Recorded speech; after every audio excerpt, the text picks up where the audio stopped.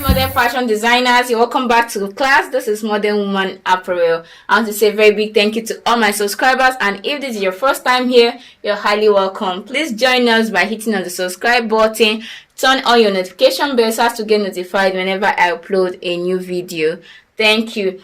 So guys, in today's class we're going to be making this beautiful dress you see here. I'll be using our princess dart pattern for this, and we'll be sewing this from start to finish. So I'll be using my Akara fabric lining, medium weight wadding, interfacing, zipper, thread, and of course my elastic band and button.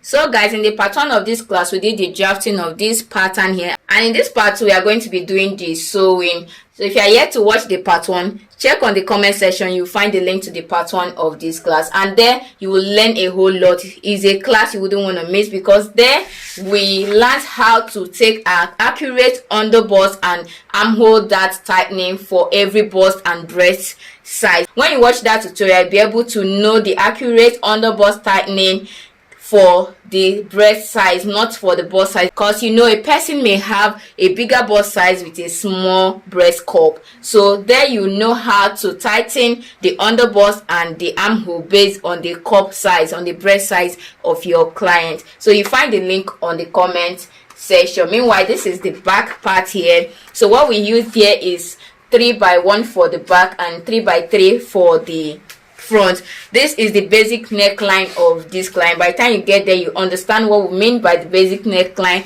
of the client. So for this, I'm going to alter the neckline to fit into the neckline my client wants. Now remember, you can do any neck style line of your choice: a v-neck, a scoop neck, a deep u neck. It all depends on what you want. You can also do a canoe neck, just like what we have on the thumbnail. What we have on the thumbnail is a canoe neck, but my client doesn't want that exact neck. But if you want a canoe neck, you do something like this. So you can see what I have here, or how wide you want it to be. So the neck depth will be high, while this part here, the neck width, will be wider. So I hope you understand. But for this, what I'm going to do here, remember this is the seam allowance. So the 3x1 started here. This is the original neckline, while this is the seam allowance. So instead of going through with the 3x1 for the back, I'm going to extend it to 4x1.5. So the neck width now will be 4, while the neck depth will be 1.5. So after extending it, I'll draw the new neckline and also bring out my joining allowance. So this is now my new joining allowance. I'm going to cut this out. Next thing I'll do is to bring the front part, since I've already altered the back neckline from 3x1 to 4x1.5. I'll also alter the front neckline from 3x3 to 4x3.5. So this is what I have here. The neck width is 4, while the neck depth now is 3.5. I'll connect my new neckline, and instead of just cutting away the paper, I'll use what is left here to make the seam allowance for the neckline. So I'll cut out.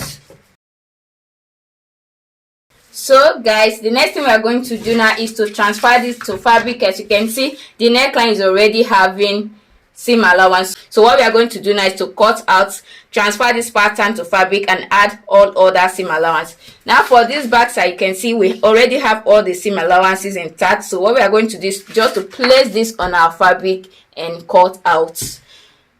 I'm gonna have to transfer my patterns to fabric. The center front is on fold, while the side front we have 2 pieces of it. What I have here, you already know that we have added ½ inch on the neckline. So I added ½ inch here, ½ inch here, ½ inch by this side here, and ½ inch on this down part. So this is to join the shoulders together. This is for the armhole, to join this with the sleeve, and this part here is to join these two together here. And what we have on the down part here is to join this upper part with the skirt. So this is the armhole here. As you can see, there's ½ inch there on the armhole area. So what I added on the side here, so by the side you can add as much allowance as you normally work with. So the same way I cut out this, you can see my lining fabric here and my interfacing for both the main fabric and the lining.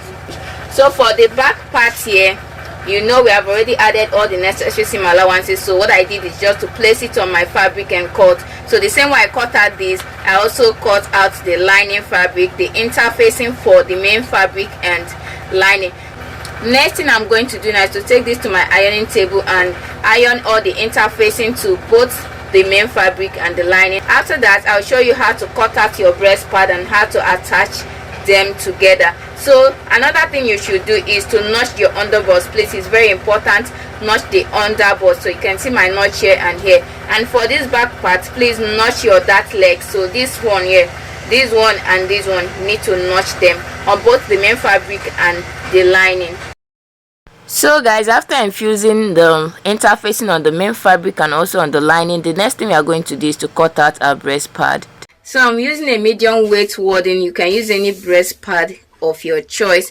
Now to cut this out, what I'm going to do is to come down here by 2.5. So come down. So you already know I have 1/2 inch here for joining. So from that 1/2 inch, I'll come down by 2.5. Remember when we are making our pattern, so this is just a classwork, I'm using it for illustration. So remember when we are making our pattern, I came down from the shoulder line by 3 inches before connecting this line. But if you came down from your shoulder to the midpoint of your armhole before connecting this very line, all you need to do is to come down by 2 inches, not 2.5. I hope you understand. So I'm supposed to come down here by 2.5, but because I'm already having 1/2 inch on this part now, so I'm going to come down by 3. So you can see my 3 inches mark here. Okay, I hope you can see the chalk I made here. So this is my 3 inches mark here. I hope you can see it. And also, so from here, I also get 3 inches from here to here. And I hope you can see the mark I already made here. Now from there, I'm going to cut to the underbust. So you are stopping at the underbust. Remember, you have to notch your underbust while transferring your pattern to fabric. So my wadding is going to cover the whole of this place from this line here to the underbust. Now to cut out your wadding for this part here, you don't need to come down here by 3 inches the same way you came down on this very part. What you're going to do is to match the underbust. So the 2 underbust notches that you have, match them up. Now try to trace, try to follow this as if you're pinning it down like this. So follow it, and wherever the 3 inches mark is on this part here, all you just need is to mark it there. So wherever you get it, just make sure the both of them are matching up. Use your chalk to mark. So after marking, the next thing is to place this on your interfacing. Remember, you are cutting out 2 pieces of this, so you just trace here. So you are cutting it to your underbust. Remember, it's stopping at the underbust line. So on this part here, we already have 1/2 inch here. So what I'm going to do is to divide the nipple to nipple by 2 and add 1 to it. So this is my 1/2 inch for joining, and from this 1/2 inch, I'll divide the nipple to nipple by 2 and add 1 to it. And from there, that is where I will have my mark. So you can see what I have here. Now on this part here, what I did is to mark out my 1/2 inch for joining, because this fabric is already containing 1/2 inch for joining. So from this 1/2 inch, I now went in by the nipple to nipple divided by 2 plus 1. So from here to here is the nipple to nipple divided by 2 plus 1 inch, and from that mark I curved to the underbust line. So that is how to cut out your wadding or your breast pad. So what I'm going to do now is to take this to my ironing table and infuse it on this fabric. After that, we'll start sewing. So guys, after cutting out my pad and fusing it on my main fabric, the next thing we are going to do now is to start joining this together. So what I'm going to do is to pin down the underbust notch first. So pin the underbust is very important for you to pin. That is why you need that notch when you are transferring your patterns to fabrics. After pinning it down, you use your 1/2 inch to stitch this all through. After this part, you also take the other part here, join it right side facing each other like this. Don't forget to pin down the underbust notches and also join this side. So the same way you joined this main fabric, you also join your lining fabric. So guys, after joining, all you need to do is to turn it to the right side and check it very well. So you have to check if what you did is actually right before you notch the underbust. So if it's looking somehow, then you know you have to rejoin this part. So you notch the underbust, and next thing we are going to do is to place our ball underneath this and open press the same lines. So you do this to this main fabric and also to the lining fabric. So guys, after putting your ball underneath to open press this, you also put it inside it like this to press this side. So after pressing, this is what I have here. You can see the inside here, and this is the outside. Now what I'm going to do is to turn this main fabric with the lining. So I'm going to place it right side facing each other like this and join the neckline and the two sides. So I'm going to leave the shoulder, the armhole, and the down part. So I'm joining only the neckline and the two sides. So guys, after joining the neckline and the two sides, the next thing to do is to notch the neckline and turn it over to the right part.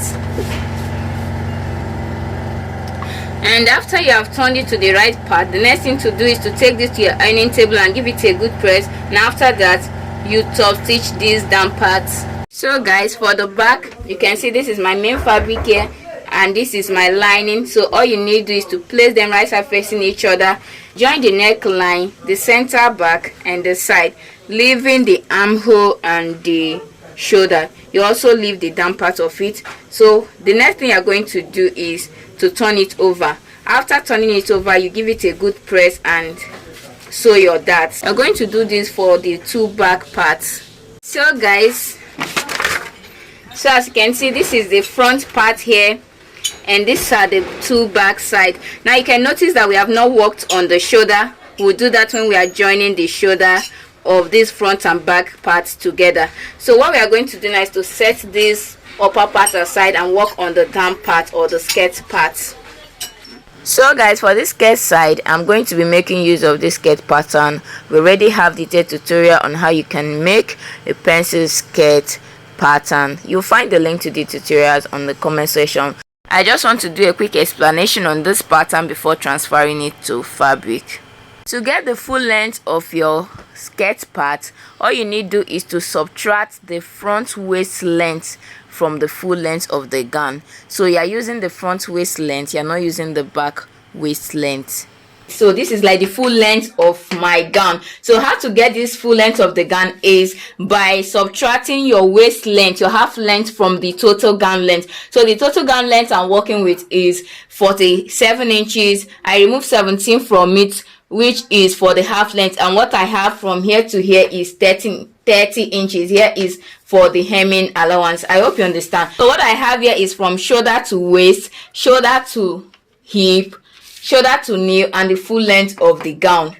So right here, this is the waist circumference divided by 4 here, plus this 1.5 inches for the dart, and I added 2 inches for seam allowance. So this is the dart legs. On this hip here, I divided the hip measurement by 4 and 2 inches for seam allowance. So here, this is the knee line. So I've used my marker pen to indicate the line so we don't get confused. So I'm making a pencil gown. So what I have on this hip line here, I removed 2 inches from it to get here. I hope you understand. For I removed 2 inches from what I have from here, to here, to get what I have from here to here. Now 2 inches is not constant. You can do 1 inch, you can do 1.5. Depends on how fitted you want the knee line to be. So whatever I have on this knee line here, I extended it down to the gown length. I hope you understand. So I have 2 inches here and I have 1.5 inches here for the folding allowance. So for the back part here, you can see the back part. So this is the waist, the hip, the knee, and the full length and seam allowance. So for this, take note that the back tightening I did for the upper part is 1 inch. So whatever you use for the back tightening of the upper part, that is the same thing you use for the back tightening of the lower part. So I used 1 inch for the back tightening and extended it downwards to the hip. And on the knee line, I went in from the center back by 1 inch. Same for the full length. I also went in by 1 inch, and from there I connected all the way to the hip line. By so doing, and giving the back part a very good fitting. After these connections, the new lines becomes our new center back line, no longer the initial straight line that we have. So we are going to start imputing our measurement, the same measurement we did on the front. We are going to start imputing them on this back part from the new center back line. So after this connection, what you did on the hip line of the front by removing 2 inches from what you have here. So let me say, for example, I have 11 inches here and I remove 2 inches, I'll be left with 9. So this is where you start imputing the 9 inches from this your new center back, is where you start imputing this 9 inch, and this is the seam allowance. You also come here on the full length of the skirt, you start from this 1 inch line here and mark the 9 inches. So after this, the next thing I'm going to do is to eliminate the darts on the skirt, because I do not like sewing that on the skirt part. So to eliminate the darts, I'm going to fold it as shown and close it up. After closing it up, I'll use a tape to hold it down. After eliminating, what I'll do is to blend up the waistline by making it straight again. After that, I'll now add my seam allowance. So you can see here I already have my side seam, but I've not added my zipper allowance. So I'm going to add my 1.5 inches for my zipper allowance on this center back. So after blending the line up, I added my 1/2 inch on the upper part to join this skirt part to the upper part, and this here, from here to here, is my 1.5 inches for the zipper allowance. So 1.5 I added, and also from here, so remember this one we have ruled this out, so from here to here is my 1.5, from here to here is my 1.5 inches for the zipper allowance. So next thing is to trim out the excess paper, and after that, the same way I eliminated the dart for the back part, I'll also close up the dart for the front part. Remember, this is optional, you can decide to sew your dart. I also came down from the waistline of this front by 1 inch, and from there I connected back to the side. So look at my pattern very well, you will notice the pencil mark. This is to prevent the front part of this gown from having any kind of folds. So I've gone ahead to cut out my pattern. The next thing I'm going to show you is how to transfer this pattern to fabric. So guys, so you can see this is the front part here. So I later extended because my client cut to extend it to long gown instead of 3/4. So you can see I later extended the length here. So what I have here now is my 1.5 for my hemming allowance. So you can see, like you already know, we are adding a center slit on the front here. So this is where I went up 3 inches above the knee line for the slit. So the slits, your slit height depends on what you or your client want. So from here, this is where my slit here will start. So from here to the length of this skirt, you can see I added 1/2 inch. So this 1/2 inch will be to turn this main fabric here with the lining, and from this slit here and from here to the upper part here, I added 1 inch, so that after using 1/2 inch to turn this with the lining, I'll be left with 1/2 inch to join the two front pieces together. I hope you understand. So after this, what I'm going to do is to fold in 2.25, because I added 1.5 inches for the hemming. I'm going to fold in 2.25 here and use the rest of this to cut out my lining, which means that my lining is 2.25 shorter than my main fabric. So for the back part, since we have already added all the necessary seam allowance, so what I did is to cut out. You can also see I've also extended this part just like my client said. So the next thing to do is for you to notch either the center back or the side back, because as you can see, me looking at these two parts, they look alike. So if you do not place a notch on one part to indicate it, you may be confused on which part is the center and which part is the side. So for me, I always put a notch on the center back. So whenever I see this notch, I know that this is the upper part and it is the center back. I hope you understand. So I'm also going to fold in 2.25 here and use the rest to cut out my lining fabric. So note that this 2.25 only applies when you use 1.5 inches for your seam allowance. If you use 2 inches, what you are going to do is to fold in 3 inches here. So if you use 2 inches for the main fabric, your lining will be 3 inches shorter than the main fabric. So the next thing I'm going to do is to cut out my lining fabric and we'll start stitching. So guys, as you can see, this is the skirt part here and this is the lining. You can see that my lining is 2.25 inches shorter than the main fabric. So what I'm going to do here, as you can see, I've already joined the down part. So first of all, join the down part with your 1/2 inch. So this is the 1.5 inches for my joining, for my hemming allowance. You can see I made a notch there, so you make a notch on your hemming allowance. After joining here with 1/2 inch, what we are going to do now is to pull this up. So pull the lining part up here and stop where your notch is. So I'm going to pull up from here. I'm folding from where my notch is, and by the time I pull it up, you can see that both the lining and the main fabric are now meeting up. So you can see what we have here. So that is how to attach your lining to your main fabric. So after pulling this up, the next thing I'm going to do is to continue stitching with 1/2 inch here like this and towards this part, and also stitch here, leaving only the upper part open because we are going to be turning this through the upper part. So guys, after you are done ironing, the next thing you are going to do is to top stitch the upper part here to hold down the fabric and the lining. Now the next thing we are going to do is to place these two front parts right side facing each other like this. So you join the center front. So remember, this is the center front where the slit is. So you are going to join this remaining part here with your 1/2 inch from here all the way to the top. After joining the two front parts together, you open press the seam line as shown. Now on this part here, so what I did was to put hemming gum inside this on this slit side, so that by the time I iron it, I will have a very firm and smooth slit. And if you're using a hemming gum, make sure to put it before attaching the two front parts together. So this is the front part here, and these are the two back pieces, the two back skirts. Now we are going to be joining the skirt and the upper part together. Now firstly, you know that this seam line here indicates the center of this front skirt. So what we are going to do is, so I'm joining the front part first. So this front part here, I'm going to notch the center, and to do that, what I'm going to do is to notch the center of these two seam lines here, not the center of what I have from here to here. No, I'm going to meet these two lines up here. So I'm going to match them up, the two seam lines, and notch the center.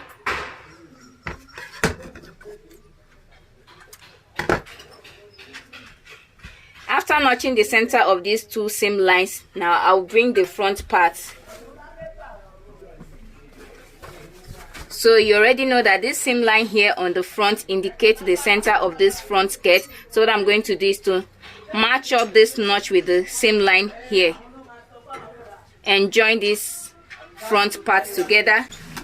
After joining the front part, what I also do is to bring the back part here to locate the center back where I already made a notch on the center of my skirt. That way I will be able to know where is the center back and the side back. So I'll place the center back of the skirt to the center back of the upper part, and I will sew. So this is what I will do to this side and to the other part. After then, we'll proceed to the next step. After joining the upper part and lower part of the back, what you're going to do is to stitch up the center. So you know we already have the slit at the front, so we're not having slit at the back. So you stitch up the center back. After that, you add your zipper. After adding your zipper, the next thing we're going to do is to join the front and back sides together. So we're going to bring the front and back, lay them right side facing each other. Now it's time for us to work on the shoulder. So this is the shoulder part here. Now what I'm going to do is to bring the main fabric of this front one and the main fabric of this back one and match it together. Also bring out the lining fabric of this one and match it up with the lining fabric of this other one, and I'll stitch here just the shoulder line. After this part, I'll also do same to this other part here, lining to lining. So I'm doing lining to lining, main fabric to main fabric, and I will stitch straight up like this. So guys, after joining the shoulder this way, the next thing you should do is to turn it to the right part. So this is how it's going to look like for the both sides. And the next thing you're going to do is to use a top stitch to hold this armhole together. And after using a top stitch to hold this armhole part, the next thing you're going to do is to place your fabric, turn it again right side facing each other, and join the sides. So you're going to shape the two sides. So guys, after joining the front and back, this is what I have here, as you can see. So the next thing I did was to attach my sleeve. So this sleeve is just a regular basic sleeve. what I did is to add 8 inches to the circumference of the armhole, and on the sleeve length here I added 6 inches. So after that you fix your band. And you can also see my button, so go ahead and do what you want. Remember, you can decide not to work with this sleeve. You can use any sleeve of your choice. The length also depends on you. I added 8 inches here. You can do more or less. I also added 6 inches to the circumference of the sleeve here. You can also do more or less. It all depends on what you want. So what I'm going to do now is to put this on my mannequin. Let's see what we have. So guys, you can see the beautiful outcome of our dress. Thank you so much for watching. Please do not forget to subscribe, like, comment and share. Please follow me on my new Facebook page at Modern Woman Sewing Tutorials and on Instagram at modernwoman_apparel. Thank you so much for watching. I'll see you in my next tutorial. I'm Modern Woman. Bye for now.